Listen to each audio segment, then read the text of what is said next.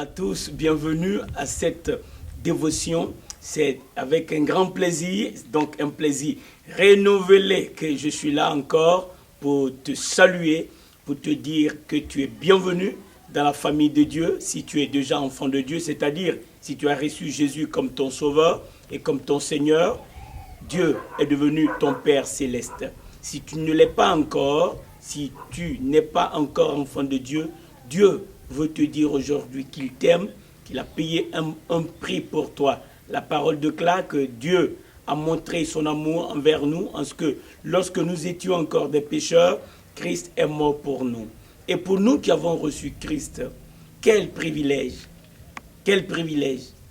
avons-nous de posséder ce que le monde cherche, d'avoir ce dont le monde a besoin. Le monde a besoin de pardon de péché. Nous l'avons. Le monde a besoin de la paix avec Dieu. Nous l'avons. Le monde a besoin de pouvoir avoir la gloire de Dieu.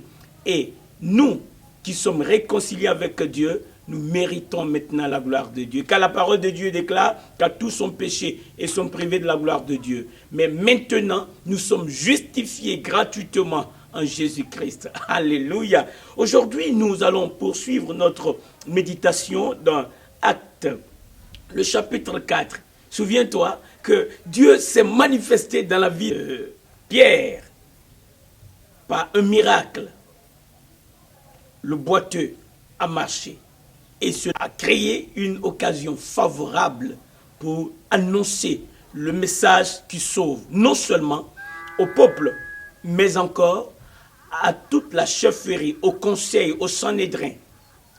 Et pendant que Pierre et Jean étaient face à ce Sanhédrin, le Saint-Esprit était là. Il ne les a pas abandonnés. Il les a accompagnés en allant à la prière, face au peuple, devant le Sanhédrin, dans la prison, ils étaient là. Et quand ils sont arrivés devant le conseil, voici, ils leur ont posé une question difficile. Mais le Saint-Esprit a répondu à cette question, parce que c'était une question piège. Et alors, Pierre, répondant à cette question, il leur a dit, au verset 10, « Sachez-le bien, vous tous, que le peuple d'Israël le sache, c'est par le nom de Jésus-Christ de Nazareth, celui que vous avez crucifié et que Dieu a ressuscité. Oui, c'est par lui que cet homme se présente en pleine santé devant vous. » Nous comprenons que le nom de Jésus est donc le nom le plus excellent. Mais ce n'est pas tout. Après cela, au-delà de la guérison, au-delà du miracle, qu'est-ce que Dieu voulait faire savoir? Pourquoi Dieu a-t-il permis que Pierre et Jean soient devant ce conseil constitué d'anciens, ce conseil constitué de chefs religieux, ce conseil constitué de grands prêtres? Écoute ceci, verset 11. Oh, j'aime ça. Jésus est la pierre rejetée par vous qui construisez et qui est devenue la pierre angulaire. Écoute ceci, verset 12. Il n'y a de salut en aucun autre, car il n'y a sous le ciel aucun autre nom qui ait été donné parmi les hommes, par lequel nous devions être sauvés. C'est très important ce que le Saint-Esprit dit à travers Pierre. Saisis cela. La pierre que les bâtisseurs ont rejetée est devenue la pierre angulaire, celle qu'il faut. C'est très important. Tu ne peux pas rejeter Jésus et avoir la paix du cœur. Tu ne peux pas rejeter Jésus et avoir la vie éternelle. Tu ne peux pas rejeter Jésus et avoir Dieu. Ce n'est pas possible.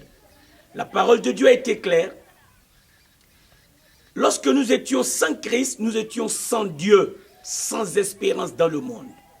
Et alors, en recevant Christ, selon ce que Pierre est en train de dire à ses chefs religieux, qui est une révélation, Pierre déclare donc que le salut, la source du salut et l'essence du salut, le salut en lui-même, c'est Jésus-Christ. Il le dit expressement, Il n'y a de salut en aucun autre.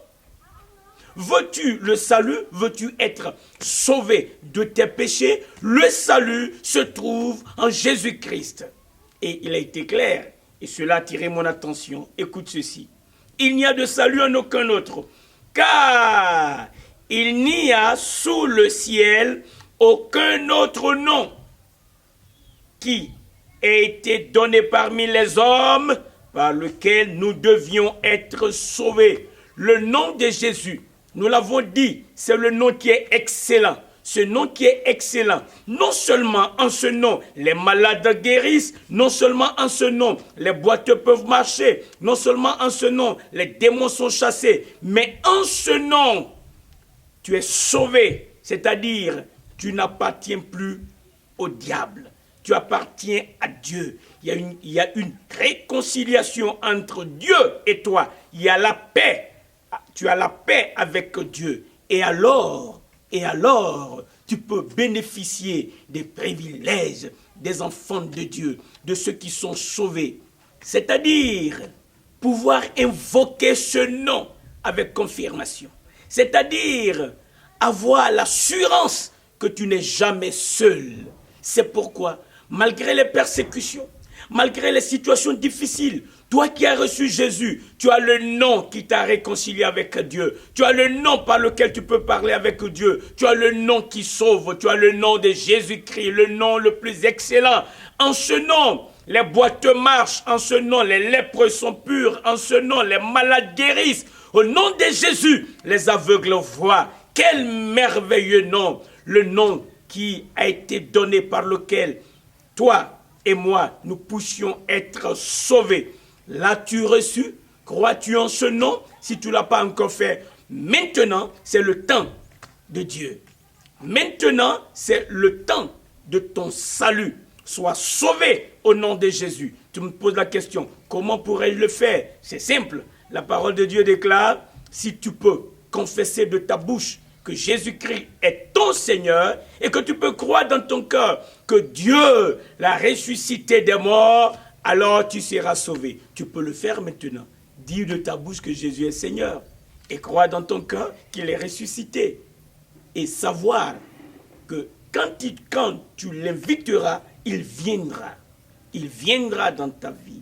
Il va résider en toi sous la forme de l'Esprit Saint. Tu ne le verras pas, mais il sera là pour te conduire, pour te délivrer, pour t'encourager, pour pourvoir tes besoins. Il est suffisant en lui-même. Quand il vient, il te donne sa suffisance. Il est puissant. Quand il arrive, il vient avec sa puissance.